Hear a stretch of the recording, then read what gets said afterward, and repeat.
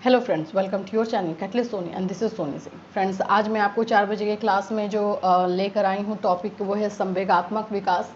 विकास बहुत तरीके से होते हैं, जैसे कि हम उसके बारे में क्लास भी किए हैं, बट इस टॉपिक को हमने अभी तक टच नहीं किया था, तो इसको आज हम टच करेंगे। जैसे अगर विकास के प्रकार की मैं बात करूँ तो शारीरिक विकास होता है, मानसिक विकास है, सामाजिक विकास है, आर्थिक विकास है। उसी में से एक पार्ट जो है संवेगात्मक विकास है। संवेगात्मक विकास क्या होता है, इसका अर्थ क्या है और किस तरह से बच्चों में ये जो है चेंज होता है। जैसे बच्चे जब छोटे रहते हैं, शैशवावस्था में रहते हैं तो कैसा रहता है, बाल्यावस्था में जाते हैं तो कैसा होता है, एंड देन उसके बाद जब एडोलेसेंस में जाते हैं तो कैसा रहता है। ये सारी चीज़ों में जो है उनका किस तरह से इमोशंस चेंज होते हैं, ये सारी चीज़ें जो है आज हम इसमें पढ़ेंगे। और ये इम्पॉर्टेंट टॉपिक है। संवेगात्मक विकास अलग अलग तरीके से आता है, जैसे कि एक क्वेश्चन आ जाएगा कि बाल्यावस्था में संवेगात्मक विकास किस प्रकार होता है, वर्णन करें। किशोरावस्था में सबसे ज़्यादा संवेगात्मक विकास के बारे में होता है, क्योंकि उसी समय बच्चे के इमोशन जो है ऊपर नीचे बहुत ज़्यादा होते हैं। तो किशोरावस्था में संवेगात्मक विकास किस प्रकार होता है, किस तरह से उस पर बच्चे कंट्रोल करते हैं, इस तरह का जो है क्वेश्चन आता है तो आएगा। तो आज हम जो टॉपिक करेंगे संवेगात्मक विकास करेंगे। बाल्यावस्था में क्या हाल रहता है, किशोरावस्था में क्या रहता है, सभी चीज़। तो चलिए स्टार्ट करते हैं आज के क्लास को। फ्रेंड्स, अगर चैनल पर आप नए हैं या चैनल को अभी तक सब्सक्राइब नहीं किया है तो चैनल को सब्सक्राइब कर लीजिए, बेल आइकन को हिट कर दीजिए, जिससे इस पर जो भी वीडियो अपलोड हो टीचिंग से रिलेटेड ही होता है, कंपटीशन से रिलेटेड होता है, तो आप लोगों को टाइम पर मिल जाए। चलिए, इसमें आप लोगों को अगर पेड क्लास चाहिए, चौधरी चरण सिंह यूनिवर्सिटी का पेड क्लास चाहिए, या फिर आगरा यूनिवर्सिटी का क्रैश कोर्स स्टार्ट हुआ है, अवध यूनिवर्सिटी का क्रैश कोर्स स्टार्ट हुआ है, बिहार का क्रैश कोर्स स्टार्ट हुआ है, बिहार बीएड एंट्रेंस चल रहा है, इनमें से कोई भी अगर आपको क्लास चाहिए तो जो आप लोगों को मोबाइल नंबर दिया गया है आप उस पर जो है हमें कॉल या मैसेज कर सकते हैं। इसके साथ साथ सीटेट का क्लास हम स्टार्ट कर रहे हैं, तो सीटेट के क्लास से ज्वाइन करना चाहते हैं तो उसके लिए भी आपको वही करना है, जो नंबर दिया गया उस पर कॉल मैसेज करना है।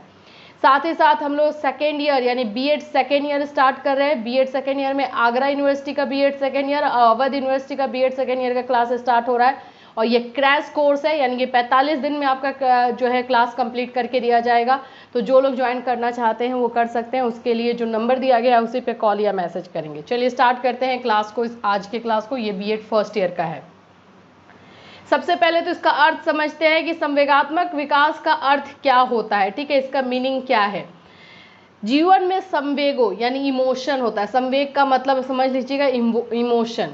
यहाँ पर मैं एक काम ही करती हूँ, ब्रैकेट में लिख देती हूँ। जब हम इमोशन बोलते हैं तो समझ में आ जाता है, संवेग थोड़ा सा समझना डिफिकल्ट हो जाता है ना। कुछ कुछ ऐसे वर्ड्स हैं जो कि हमें इंग्लिश में ही ज़्यादा समझ में आता है कंपेयर टू हिंदी। इमोशन, ठीक है। जीवन में संवेगों की महत्वपूर्ण भूमिका होती है तथा व्यक्ति के व्यक्तिक एवं सामाजिक विकास में संवेगों का योगदान है। मतलब इंडिविजुअली जो बच्चा डेवलप कर रहा है या फिर उसमें जो सोशल डेवलपमेंट हो रहा है उसमें संवेग यानी कि इमोशन, या एक्चुअली मैं बोलूँ तो हर विकास में, हर डेवलपमेंट में जो है इमोशन की ज़रूरत होती है। तो लगातार संवेगात्मक असंतुलन यानी कि इम्बैलेंस जो चलता है हमारे इमोशंस में, अस्थिरता व्यक्ति के वृद्धि एवं विकास को प्रभावित करती है तथा अनेक प्रकार की शारीरिक, मानसिक और सामाजिक समस्याओं को उत्पन्न करा देती है। ठीक है, अगर आपका संवेग सही नहीं है, इमोशन सही नहीं है, तो जाहिर सी बात है फिजिकली भी आप उससे इफेक्ट होंगे, मेंटली तो डेफिनेटली होंगे ही होंगे, और सामाजिक समस्याएं भी आपके लिए उत्पन्न हो जाएंगी। तो ये हुआ। दूसरी ओर संवेगात्मक रूप से स्थिर व्यक्ति खुशहाल, स्वस्थ एवं शांतिपूर्ण जीवन व्यतीत करता है। अतः संवेग व्यक्ति के व्यक्तित्व के सभी पक्षों को प्रभावित करता है। संवेगात्मक का अर्थ, आइए संवेगात्मक विकास का अर्थ समझते हैं अब। अंग्रेजी का इमोशन शब्द लैटिन भाषा के इमोवियर से लिया गया है। इमोवियर का अर्थ होता है स्टीयर अप, टू एजिटेट या टू एक्साइट, अर्थात उत्तेजित होना। इसका मीनिंग इमोवियर का मतलब क्या होता है, उत्तेजित होना हिंदी में, और इंग्लिश में स्टायर अप, टू एजिटेट या टू एक्साइट। इसका मीनिंग जानते ही हैं, जब भी हम अर्थ लिखते हैं तो इस तरह से अगर हम मीनिंग करके लिखते हैं तो मार्क्स अच्छा आता है। संवेगात्मक विकास की परिभाषा आइए देखते हैं। इंग्लिश तथा इंग्लिश 1958 के अनुसार संवेग एक जटिल भाव की अवस्था है जिसमें कुछ खास शारीरिक व ग्रंथियां क्रियाएं होती हैं। मतलब कि ये एक बहुत ही कॉम्प्लेक्स फीलिंग है, ये फीलिंग ही है एक्चुअली में। संवेग जो है एक फीलिंग है और इसमें जो है शरीर से कुछ अलग अलग चीज़ें होती है। जैसे कि मान लीजिए आप उदास हुए या फिर आप रो रहे हैं तो आपके आंसू आँख से निकलेंगे, आपके शरीर का एक पार्ट यूज़ हुआ। अगर आप सैड है तो आपको स्माइल नहीं आएगा, आप बहुत ही मुरझाए हुए जो है कहीं शांत बैठे रहेंगे। तो ये सारी चीज़ें जो है हमारे इमोशन की वजह से होती है। इमोशन की वजह से हमारे बिहेवियर में, हमारे व्यवहार में, हमारे भाव में जो है चेंज आता है। बेरान बर्न तथा कैंटोविल 1980 के अनुसार इन्होंने क्या बोल दिया है, संवेग से तात्पर्य एक ऐसी आत्मनिष्ठ भाव की अवस्था होती है जिसमें कुछ शारीरिक उत्तेजना पैदा होती है और फिर जिसमें कुछ खास व्यवहार होते हैं। वही चीज़ है कि ये एक तरह की ऐसी अवस्था है आत्मनिष्ठ, दैट मीन्स कि सबका अपना अपना होता है, इसमें सबका अपना अपना रहता है। तो ऐसा नहीं कि आप अगर सैड फील करोगे तो मुझे भी सैड फील ही करना होगा, आप खुश हो तो मुझे भी खुश होना पड़ेगा। ये सबका अपना होता है, आत्मनिष्ठ भाव होता है, सबका इंडिविजुअल होता है। तो ये जो सिचुएशन होता है, इंडिविजुअल सिचुएशन जो होता है, इसमें फिजिकल जो है बहुत सारी उत्तेजना पैदा होती है, एक्साइटमेंट जो है पैदा होता है और जिसकी वजह से बिहेवियर जो है कुछ अलग हो जाता है, बिहेवियर में चेंज आते हैं। ये बेरॉन का कहना है। परिभाषाओं के आधार पर निष्कर्ष निकाला जा सकता है कि संवेग जटिल मानसिक अवस्था है जिसमें शारीरिक और मानसिक पक्षों का समावेश होता है। देखिए इसमें कौन कौन सी चीजें आती हैं, ज़्यादातर अगर बोला जाए तो शारीरिक और मानसिक चीजें जो है इसमें पक्ष ज़्यादा इफेक्ट होते हैं। फिर उसके बाद है किसी व्यक्ति, वस्तु एवं स्थिति के संबंध में सुख दुख की अनुभूति कम या अधिक मात्रा में होती है। मतलब कि जिस भी व्यक्ति या वस्तु का है उसके सुख दुख की जो स्थिति होती है वो सारा जो है इमोशन की वजह से होता है। जैसे आप सैड हो, ठीक है, तो आपको कैसा फील होगा? जब आप सैड होगे तो आप दुखी रहोगे, मीन्स एकदम जो मैं आपको बता रही थी कि आपका बिहेवियर जो चेंज होता है, आप एक जगह शांत बैठे रहोगे, एक्टिविटी नहीं होगी, ये सारी चीज़ें होंगी। रोओगे, हो सकता है रोना भी आ जाए। इसी के अपोजिट अगर आप खुश हो तो क्या होगा, आप जो है मतलब एक्टिविटी आप में ज़्यादा होगी, एक्साइटमेंट आप में ज़्यादा होगा, वो आपका दिखाई देगा, है ना। संवेग की अवस्था में आंगिक प्रक्रिया जैसे कि नाड़ी श्वसन ग्रंथि स्राव का एक विस्तृत उद्दीपन होता है। हमारी सांसें चलने लगती हैं, ज़्यादा चलने लगती हैं, कम चलती है, ये सारी चीज़ें। व्यक्ति की चिंतन एवं तर्क शक्ति क्षीण हो जाती है। जब संवेग इम्बैलेंस होता है यानी इमोशन जो है, इमोशन में असंतुलन आता है तो इंसान जो है सोचने की शक्ति जो है वो नहीं रहती है उसमें। व्यक्ति आवेगी बल का अनुभव करता है। आवेगी दैट मीन्स जब गुस्सा आता है तो वो एक अलग से गुस्सा वाला भाव आता है, ठीक है। तो ये आपके हो गए संवेगात्मक परिभाषा जो दो लोगों के थे और उनके परिभाषाओं के आधार पर ये 5 पॉइंट निकला।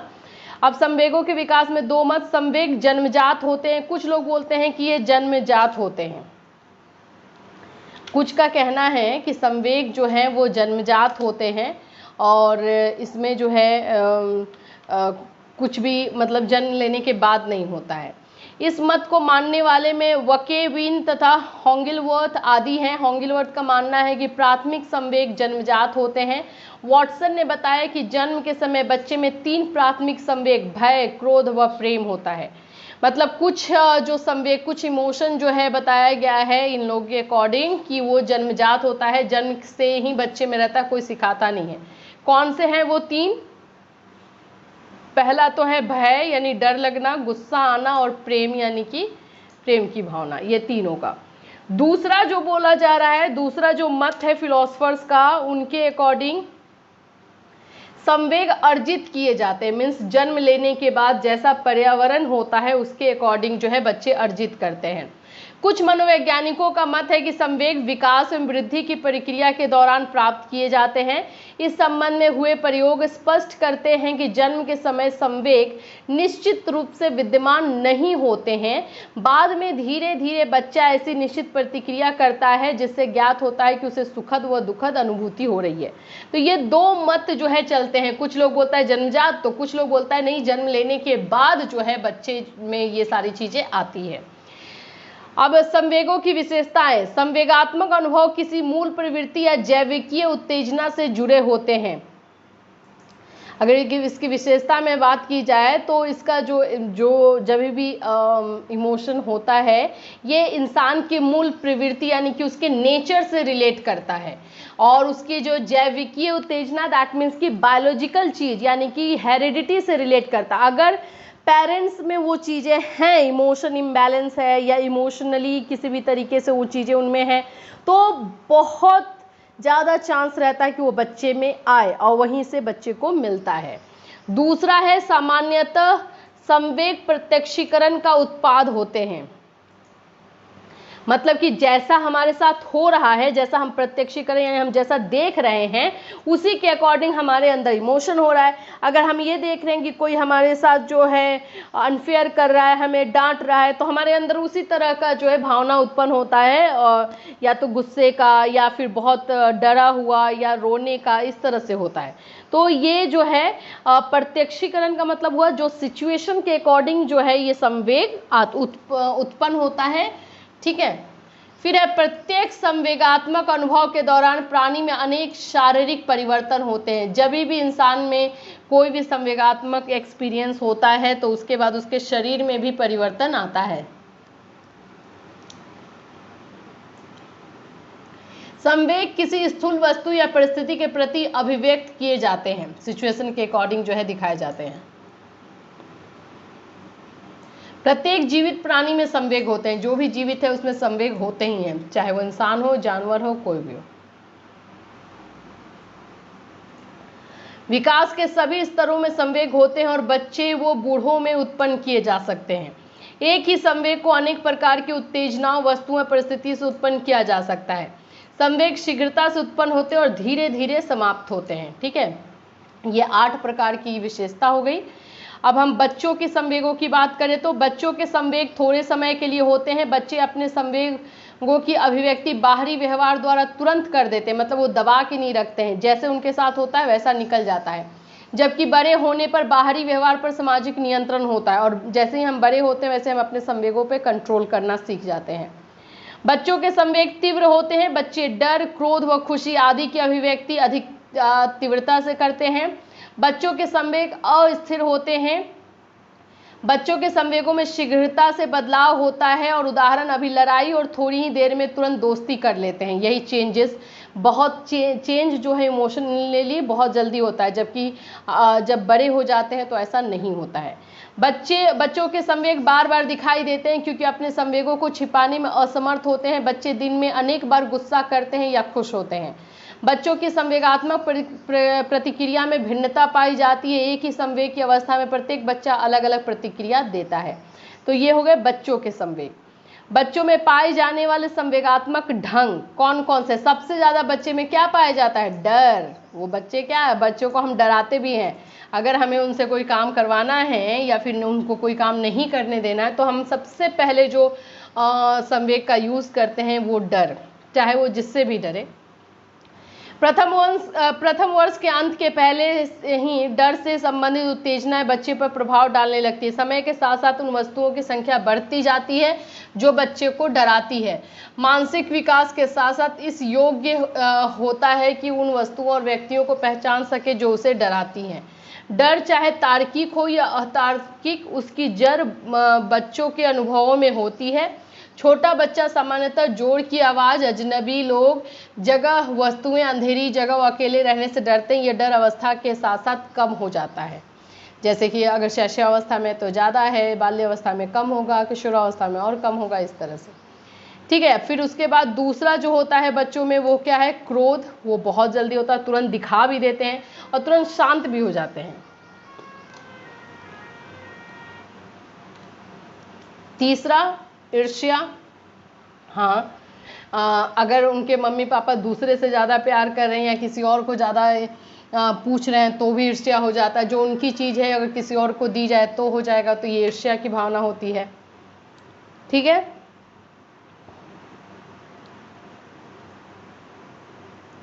अब ईर्ष्या की स्थिति में बच्चे कैसी प्रतिक्रिया देते हैं। कोई बच्चा अगर गुस्सा है तो कैसी देगा। पहला तो एक बच्चा तो है गुस्सा करेगा, गुस्सा प्रत्यक्ष या अप्रत्यक्ष रूप से होता है। दूसरा है आत्मीकरण करेगा, जिससे ईर्ष्या होती है उससे बच्चा आत्मीकरण कर लेते हैं, अधिक प्यार मिलने से स्वयं को अलग कर लेते हैं। दमन करेगा, उस बच्चे को दबाएगा। मार्गांतीकरण करेगा, हर्ष, संतोष एवं सुख, स्नेह, उत्सुकता एवं कौतूहल, ये सारी चीजें उसके अंदर चलते रहेगी अगर ईर्ष्या, अगर उसके अंदर वो सारी चीजें ईर्ष्या है तो। ठीक है, यहां तक ईर्ष्या का है। फिर चौथा है हर्ष, संतोष एवं सुख, ये भावना भी बच्चों में होता है। बहुत जल्दी खुश हो जाते हैं, बहुत जल्दी संतुष्ट हो जाते हैं, खुशी उनमें रहता है। स्नेह, प्यार की भावना उनमें ज़्यादा रहती है, सबसे प्यार से बात करना, उनसे अगर आप प्यार से बात करें तो और ज़्यादा प्यार दिखाते हैं। एक्साइटमेंट उनके अंदर बहुत ज़्यादा होता है। ये बच्चों में, यानी कि ये बाल्यावस्था का हुआ, बाल्यावस्था में पाए जाने वाले ये संवेगात्मक चीज़ें हैं बाल्यावस्था का। अब हम देखेंगे किशोरावस्था में किस तरह के इमोशंस पाए जाते हैं। किशोरावस्था में, किशोर में पाए जाने वाले संवेगात्मक व्यवहार, पहला क्या है, डर, इनमें भी डर ही है। दूसरा है चिंता, चिंता उनको अपने करियर को लेकर के, अपने आप को लेकर के, ये सभी। दुश्चिंता, दुश्चिंता आंतरिक द्वंद्व के कारण उत्पन्न होती है। यह लगातार रहने वाली कष्टकारी मानसिक दशा है। दुश्चिंता का मतलब होता है कि अपने आप में कुढ़ना, आपको अंदर से कोई बातें जो खाई जाती है वो दुश्चिंता होती है। क्रोध, ये तो बहुत ज्यादा हो जाता है। ईर्ष्या, ये भी रहता है। जलन की भावना, नाराज होना, जिज्ञासा या उत्सुकता, स्नेह, दुख, ये सारे किशोरावस्था में पाए जाने वाले संवेग। और खुशी, सब संवेग वही होते हैं, एक दो और ऐड हो जाता है, बस यही है, वही रहते हैं। अब हमारा है संवेगात्मक विकास को प्रभावित करने वाले फैक्टर्स, कारक कौन कौन से हैं। पहले तो है मैच्योरिटी, परिपक्वता। व्यक्ति के विकास पर संवेगात्मक विकास निर्भर करता है, विशेष रूप से स्नायु तंत्र के विकास पर। यदि फ्रंटल लोब को हटा दिया जाए तो संवेगों में स्थिरता नहीं रहती है। स्वास्थ्य और शारीरिक विकास, पहले तो मैच्योरिटी, अगर बच्चे में मैच्योरिटी नहीं आ रही है तो वो संवेगात्मक विकास उसका जो है धीरे धीरे जाहिर सी बात है कि प्रभावित होगा ही।